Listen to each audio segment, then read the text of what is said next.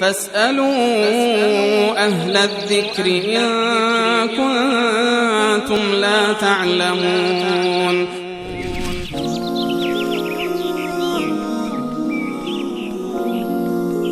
و بیننده بعدی سوالشون این است که لطفاً درباره طرز قرار گرفتن کاسه دستشویی نسبت به قبله توضیح دهید.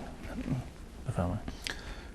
یکی از ویژگی هایی که این دین برگزیده الله متعال و دین اسلام دارد این است که در تمام جزئیات زندگی انسان احکامی را دارد و جالب هست که یکی از غیر مسلمانان ایراد گرفته بود بر یکی از اصحاب رسول الله صلی الله علیه وسلم که این چه پیامبری هست که به شما یعلمکم حتی القراءه، به شما همه چیز رو یاد داده، حتی دستشویی رفتن رو به شما آموزش میده. میگه بله، این از خوبی اسلام هست که حتی در موارد فطری و در موارد ریز زندگی هم برای مسلمانان احکامی رو در واقع صادر کرده.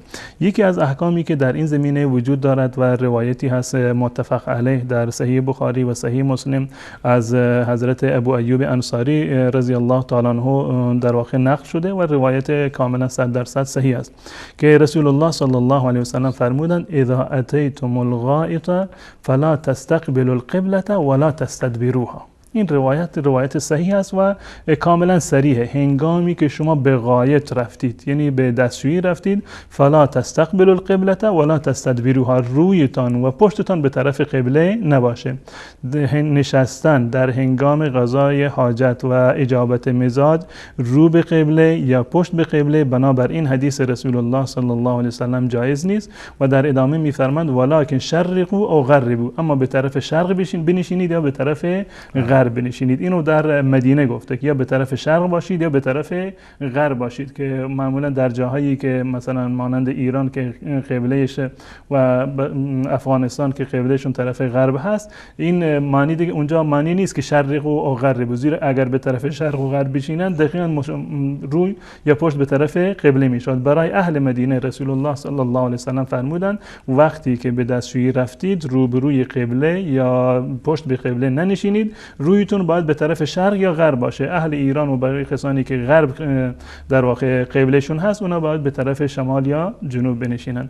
منتها در این زمینه یک تفصیلاتی رو هم برخی از فقها بیان کردند که آیا این مخصوص صحرا هست یا مخصوص صحرا نیست، آیا در صحرا این حکم وجود داره یا اگر در دستشویی کسی مثلا نشسته بود در چهار دیواری باز هم این حکم است. یک تفصیلاتی هست که قول مختار و راجح و اولاتر و مطمئنتر در این زمینه این است که نه روبروی قبله نشستن جایز هست و نه پشت به قبله نشستن جایز هست، نه در دستشویی یعنی در چهار دیواری که باشه و نه در صحرا. در هر صورت اولاتر و بهترین است که این حدیث رو مد نظر قرار بدن و اگر خونه رو میخوان بسازند سنگ دستشویی رو به گونه‌ای قرار بدن که روبرو یا پشت به قبله نباشد.